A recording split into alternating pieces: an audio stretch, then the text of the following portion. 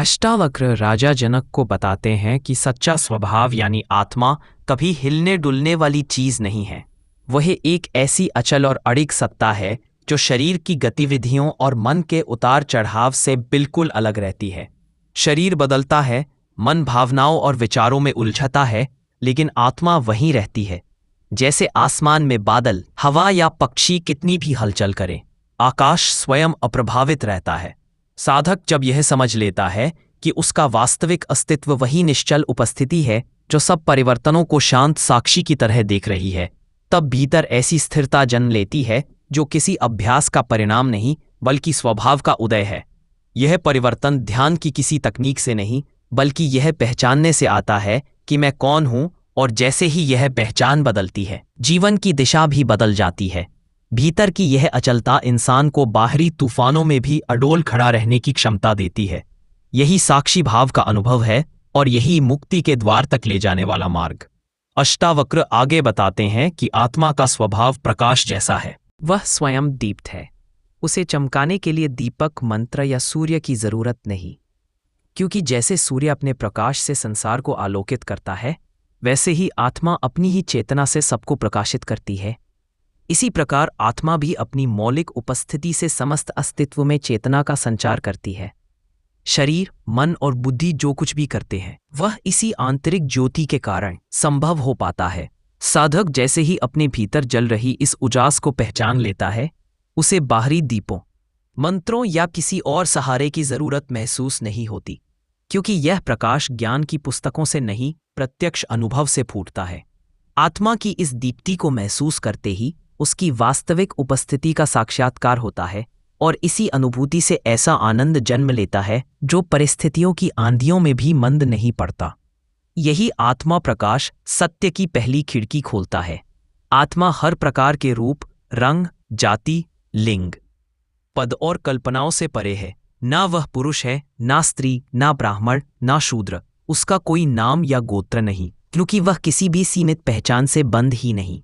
जब तक साधक किसी विशेष रूप या धारणा को पकड़े रहता है, तब तक वह आत्मा के इस निराकार सत्य को जानने के द्वार तक भी नहीं पहुंच पाता। आत्मा का वास्तविक अनुभव तभी प्रकट होता है जब व्यक्ति समाज, मन, धर्म और दर्शन द्वारा बनाए गए हर लेबल और पहचान को सहज रूप से छोड़ देता है। जो स्वयं को निराकार, निर्बंध और अहंकार से मुक्त रूप में पहचान लेता है, वही उस सत्य के करीब पहुंचता है। जब मैं का हर सीमित रूप गलकर समाप्त हो जाता है, तब जो शेष रह जाता है वही आत्मा का नितांत शुद्ध स्वरूप है, रूपातीत, असीम और निर्विकल्प। संसार की हर वस्तु क्रिया में व्यस्त है। शरीर चलता रहता है, मन लगातार विचार करता है, इंद्रियां अनुभवों में लगी रहती हैं, लेकिन आत्मा इन सब गतिविधियों के पार सिर्फ शांत साक्षी के रूप में विद्यमान है। वह ना कुछ करती है, ना किसी से कराती है, ना किसी इच्छा से बंधी है, फिर भी उसकी मौन उपस्थिति से ही पूरा जगत चल रहा है। साधक जैसे ही मैं ही करता हूं वाली भ्रांति से मुक्त होता है, वह आत्मा की इस निष्क्रिय, शांत और अडोल प्रकृति को पहचान लेता है, और इसी बोध से भीतर गहरी शांति उतरती है, क्योंकि तब ना कर्मों के फल का डर रहता है, ना किसी पुण्य की अहंकार पूर्ण छाया। आत्मा की निष्क्रियता को समझ लेना ही सबसे बड़ी साधना है।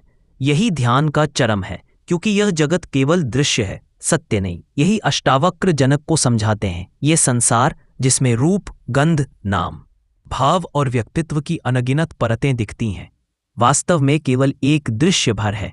जैसा दिखाई देता है वैसा वह कभी होता नहीं। यह पूरी अनुभूति एक स्वप्न की तरह है जो जागने पर स्वतः विलीन हो जाती है। जब आत्मा का साक्षात्कार होता है, तब साफ समझ आता है कि यह सब क्षणभंगुर, बदलता हुआ और मूलतः असत्य है। इसे जानना दुनिया से भागना नहीं बल्कि उसकी सही कीमत समझना है। जब साधक भीतर स्थिर हो जाता है तो बाहरी जगत धीरे धीरे स्वप्न जैसा हल्का और असलीपन से रहित प्रतीत होने लगता है। संसार से उदासीनता तभी जन्म लेती है जब उसके वास्तविक स्वभाव की पकड़ मिलती है, और यही समझ साधक को मोह की पकड़ से मुक्त कर देती है। तब वह दुनिया में रहकर भी उससे अप्रभावित और अलग बना रहता है। जनक, याद रहे कि बंधन वस्तुओं से नहीं, इच्छाओं से उत्पन्न होता है। वस्तुएं तो निष्प्राण है, पर उन्हें पाने की ललक ही मन को जकड़ लेती है। जब तक भीतर कुछ हासिल करने, बनाने, दिखाने या सुरक्षित रखने का लोभ है, तब तक मन बंधा रहेगा। आत्मा की शांति तभी मिलती है जब इच्छाएं दबी नहीं, बल्कि उनकी निरर्थकता समझकर स्वतः शांत हो जाती है। जब साधक की दृष्टि खुलती है और वह जान लेता है कि आत्मा अपने आप में पूर्ण है, तब उसके भीतर कुछ जोड़ने, हासिल करने या संग्रह करने का आकर्षण स्वतः समाप्त हो जाता है। यही अवस्था वास्तविक मुक्ति का स्वरूप है। इच्छा के सहज त्याग से ही सच्चा वैराग्य जन्म लेता है। आत्मा न कभी जन्म लेती है, न कभी मरती है। वह ना उत्पन्न होती है, न विनष्ट, क्योंकि उसका अस्तित्व समय की सीमाओं से परे है। शरीर बदलता रहता है, नाम रूप बदलते रहते हैं, कर्म और उनके फल भी निरंतर रूपांतरित होते हैं, लेकिन आत्मा ना शुरुआत जानती है, ना अंत। इस सत्य का बोध साधक को मृत्यु के भय से पूरी तरह मुक्त कर देता है। जब भीतर यह अनुभव उठता है कि मैं कभी जन्मा ही नहीं, तब भविष्य का डर और अतीत की पीड़ा दोनों स्वाभाविक रूप से मिटने लगते हैं और जीवन में एक अनोखी निर्भयता तथा गहरी स्थिरता उतर आती है। यह समझ व्यक्ति को शरीर से अलग नहीं करती, बल्कि उसे शरीर की सीमाओं से ऊपर ले जाती है। आत्मा का स्वरूप एक रस है। वह सुख में उछलती नहीं, दुख में बिखरती नहीं। वह सदैव संतुलन में स्थित शांत साक्षी है, जो किसी परिस्थिति के प्रति प्रतिक्रिया नहीं करती। साधक को यह पहचानना अनिवार्य है कि जो भीतर अटल और शांत है, वही कभी परिवर्तन से प्रभावित नहीं होता। जब कोई व्यक्ति सहज समता में स्थिर हो जाता है, कब संसार की प्रशंसा या आलोचना दोनों ही उसे डिगा नहीं पाते। न सराहना से अहंकार उभरता है, न अपमान से मन टूटता है। यही समत्व का योग है और यही आत्मा की स्वाभाविक स्थिति का संकेत। आत्मा को कहीं से पाना नहीं होता, ना ही वह कभी खोती है। वह हमेशा से उपस्थित है, बस उसे पहचानने की जरूरत होती है। यह कोई उपलब्धि या चमत्कार नहीं, बल्कि अपने ही वास्तविक स्वरूप का स्मरण है। जब साधक समझ लेता है कि जिसे वह हर दिशा में खोज रहा था वह स्वयं ही है, तब उसकी खोज की यात्रा समाप्त होती है और यहीं से वास्तविक शुरुआत होती है। आत्मा को पाना किसी खोई वस्तु को ढूंढना नहीं, बल्कि भ्रम के अंत तक पहुंचना है, और इसी अंत में पूर्णता छिपी है। यही ध्यान का चरम है। जनक, समझ लो कि बंधन बाहरी दुनिया से नहीं, बल्कि मन से उत्पन्न होता है। मन ही भ्रम का जाल बनाता है, मन ही बंधन रचता है। आत्मा तो मुक्त, विस्तृत और अडोल है, पर मन के विचार उसे ढक लेते हैं। जब तक साधक इस विचार जाल में उलझा रहता है, आत्मा का अनुभव संभव नहीं होता। जब साधक मन को पकड़ने की बजाय सिर्फ उसे देखना शुरू करता है, तब उसके विचारों की भीड़ धीरे धीरे शांत होकर विलीन होने लगती है, और यही मन के विसर्जन का चरण आत्माबोध की पहली सीढ़ी बन जाता है। इसी मौन में भीतर का अनंत मुक्त आकाश प्रकट होता है। आत्मा साक्षी है, भोगता नहीं। वह हर अनुभव को देखती है, पर किसी से जुड़ती नहीं। जनक, इसे गहराई से समझो। दुख, सुख, जीत, हार, ऊंच नीच सब कुछ शरीर और मन के स्तर पर घटित होता है। आत्मा इनमें से किसी को भी स्पर्श नहीं करती, ना प्रतिक्रिया देती है। जब साधक यह पहचान लेता है कि मैं अनुभव करने वाला नहीं, बल्कि केवल देखने वाला हूं, तब वह भावनाओं की पकड़ से स्वतः मुक्त हो जाता है। आत्मा किसी भी घटना की स्वामी नहीं, बस मौन साक्षी है, जो उपस्थित तो है पर किसी रंग में रंगती नहीं। यही उसके मूल स्वरूप की झलक है, निर्विकल्प, सम और अडोल। और जनक, समझ लो कि सारे क्लेशों की जड़ अहंकार ही है। जब भीतर मैं कर रहा हूं, मैं जानता हूं, मैं श्रेष्ठ हूं जैसी भावना उठती है, तभी बंधन का प्रारंभ होता है। इसी मैं की पकड़ से ही क्लेश जन्म लेते हैं, क्योंकि बंधन का वास्तविक स्रोत यही अहंकार है। आत्मा में किसी मैं का अंश तक नहीं होता, वहां तो केवल शांत निर्मल उपस्थिति रहती है। जब साधक इस अहंकार विहीन अवस्था को भीतर महसूस करता है, तो मन में एक अद्भुत हल्कापन उतरता है, जबकि आत्मा इनसे बिल्कुल अछूती रहती है। साधक जब अपने भीतर की स्थिरता को इन उतार चढ़ावों से सुरक्षित रख पाता है, तभी वह आत्मा की गहराई में उतरता है। जो भीतर से स्वतंत्र है, वही बाहरी परिस्थितियों से स्वभावतः असंबद्ध रह सकता है। आत्मा ना किसी आकर्षण में बंधती है, ना किसी द्वेष में गिरती है। द्वंद्वों से ऊपर उठना ही आत्मज्ञान की पहली सीढ़ी है। और जनक, यह याद रखना कि आत्मा का कोई कर्म फल नहीं, क्योंकि आत्मा ना करता है, ना भोगता। फल तो उसी को मिलता है जो स्वयं को कर्ता मानता है, पर आत्मा कभी कर्ता भाव को स्वीकार ही नहीं करती। जब साधक इस सत्य को पहचान लेता है, तब वह कर्म से ना तो डरता है और ना उसमें उलझता है। वह सहज रूप से कार्य करता है, पर भीतर से पूर्णतः निर्लिप्त रहता है। यही निष्काम कर्म का वास्तविक मर्म है। आत्मा का यह अकर्म स्वरूप ही मुक्ति का द्वार खोलता है, और आत्मा तो स्वभाव से ही सिद्ध, पूर्ण और मुक्त है। आत्मा को सिद्ध करने की कोई जरूरत नहीं, क्योंकि वह जन्म से पहले ही पूर्ण, निर्मल और चेतन है। साधक को बस इस भ्रांति को छोड़ना होता है कि उसे कहीं पहुंचना है, कुछ बनना है या कुछ हासिल करना है। जैसे आकाश किसी सहारे पर टिककर नहीं खड़ा होता, वैसे ही आत्मा भी किसी साधन या प्रयास से उत्पन्न नहीं होती। वह तो स्वयं में ही संपूर्ण है। जब साधक यह पहचान लेता है कि वह उसी पूर्णत्व का स्वरूप है जिसे वह खोज रहा था, तब उसके भीतर के सारे प्रयास और संघर्ष स्वाभाविक रूप से शांत हो जाते हैं और सहजता में ही पूर्णता का दर्शन होने लगता है। यही स्वयं सिद्ध आत्मा का साक्षात्कार है। जन्म, रिश्ते, कर्तव्य और भावनाएं, और यह केवल शरीर और मन के स्तर तक सीमित है। आत्मा का किसी से कोई बंधन नहीं, वह अकेली होकर भी पूर्ण है। जब साधक के भीतर गहराई से यह अनुभव उठता है कि ना मैं किसी का हूं, ना कोई मेरा, तब एक अनोखी अलौकिक स्वतंत्रता प्रकट होती है। यह विरक्ति नहीं, बल्कि सर्वोच्च प्रेम है। एक ऐसा प्रेम जो ना आश्रय मांगता है, ना अपेक्षा। आत्मा का यही निरालंब स्वरूप उसकी परम गरिमा है। और जनक आत्मा कभी मलिन नहीं होती। चाहे पाप हो, अपराध हो या गहरा अज्ञान, उसकी पवित्रता को कोई छू भी नहीं सकता। आत्मा अपनी मौलिक पवित्रता में सदा उज्ज्वल रहती है। शरीर के कर्म और मन की उलझी धारणाएं उसे छू भी नहीं सकती।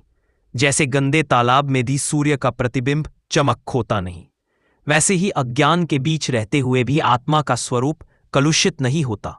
साधक को इस सत्य को पहचानकर आत्मग्लानि के बोझ से बाहर आना चाहिए और अपनी असली निर्मलता में दृढ़ होना चाहिए, क्योंकि इसी समझ से भीतर एक नए जीवन का आरंभ होता है। आत्मा कभी दो में विभाजित नहीं होती। जनक हमारे अनुभवों में दिखने वाले मैं, तू, सुख, दुख, यह वह जैसे द्वंद्व उसकी दृष्टि में टिकते ही नहीं। आत्मा केवल एक स्वाद, एक अनुभव, एक अखंड उपस्थिति है। और जो साधक इस एकत्व को अपने भीतर जी लेता है, वह अलगाव की हर दीवार तोड़ देता है। तब न कोई पराया रहता है, ना कोई अपना, सब में एक ही सत्ता दिखने लगती है। अद्वैत की यह दृष्टि ही संघर्ष का अंतिम समाधान है, क्योंकि इसे जानकर मन समझ जाता है कि आत्मा कभी बंधी ही नहीं थी। आत्मा को कोई भी शक्ति बांध नहीं सकती। ना ज्ञान का अभाव, ना अज्ञान का बोझ, ना कर्मों की जंजीरें, ना जन्मों की कोई बाध्यता। वह अपने मूल स्वभाव में सदैव स्वतंत्र है। और साधक का वास्तविक प्रयास यही है कि वह समझ ले कि सारे बंधन मन की कल्पनाएं हैं, आत्मा की नहीं। जब यह भेद स्पष्ट हो जाता है, तो भीतर जमी सारी गांठें स्वयं खुलने लगती है और सहज मुक्ति का अनुभव प्रकट होता है। इस जन्मजात स्वतंत्रता को पहचानकर साधक पहली बार गहरी सांस की तरह हल्कापन महसूस करता है। जनक आत्मा का ना कोई धर्म होता है, ना अधर्म। यह दोनों केवल शरीर, कर्म और कर्ता के स्तर पर लागू होते हैं। आत्मा उनसे सर्वथा अलग और अप्रभावित रहती है। जैसे आकाश ना आग से जलता है, ना जल से भीगता है, वैसे ही आत्मा किसी नैतिकता या अनैतिकता से ना बंधती है, ना मलिन होती है। इस सत्य को जानने पर साधक दोष और पुण्य दोनों से ऊपर उठ जाता है और आत्मा की स्वाभाविक निष्पक्षता में स्थिर हो जाता है, जहां शांति ही उसका एकमात्र धर्म बन जाती है। अष्टावक्र आगे बताते हैं कि आत्मा के लिए किसी उपासना की अनिवार्यता नहीं, क्योंकि वह पहले से ही पूर्ण है। जो सत्ता स्वयं में संपूर्ण और परिपूर्ण है, उसे बाहर खोजने या पूजने की आवश्यकता नहीं होती, बल्कि उसे पहचाना और भीतर अनुभव किया जाता है। आत्मा की सच्ची उपासना किसी विधि विधान में नहीं, बल्कि मौन की उस गहराई में होती है, जहां व्यक्ति साक्षी बनकर अपने ही अस्तित्व को निहारता है। जब तक साधक आत्मा को अपने से अलग किसी ऊंचे लक्ष्य की तरह देखता है, तब तक उपासना केवल मार्ग बनती है, मंजिल नहीं। अंतिम सत्य तब उद्घाटित होता है जब साधक पूजक की भूमिका छोड़कर अपने वास्तविक स्वरूप में टिक जाता है, भीतर की पूर्णता को सीधे जीने लगता है। यही वह अवस्था है जहां उपासक और उपास्य, चाहने वाला और चाही हुई सत्ता सब एक ही अनुभव में विलीन हो जाते हैं और केवल शुद्ध अस्तित्व शेष रह जाता है। और जब यह शुद्ध अस्तित्व प्रकट होता है तब साधक समझता है कि वह जिस सत्य की खोज में भटक रहा था वही तो उसके भीतर अनादिकाल से प्रकाशित है। न कोई दूरी थी, न कोई साधना, न कोई प्रयास, सब केवल मन की ही रचना थी। आत्मा न कभी छूटी थी, न कभी पाई जा सकती है। वह तो स्वभाव से ही स्थापित है। बस पहचान का एक उजाला चाहिए, और पहचान होते ही समस्त भ्रम तिरोहित हो जाते हैं। इसी बोध में जीवन सहज हो जाता है, उपासना अनुभूति में बदल जाती है, और साधक अपने आप में ही एक चलता फिरता मंदिर बन जाता है, जहां न आरती है न मंत्र, केवल मौन की वह दिव्यता है जो हर क्षण भीतर गूंजती रहती है। अगर इन शब्दों ने तुम्हारे भीतर की शांति को जरा सा भी छू लिया हो तो वीडियो को लाइक जरूर करना, और ऐसे ही आत्मज्ञान के विचारों के लिए सब्सक्राइब बटन दबाना न भूलना। तुम्हारा एक छोटा सा समर्थन किसी और के भीतर भी प्रकाश जगा सकता है।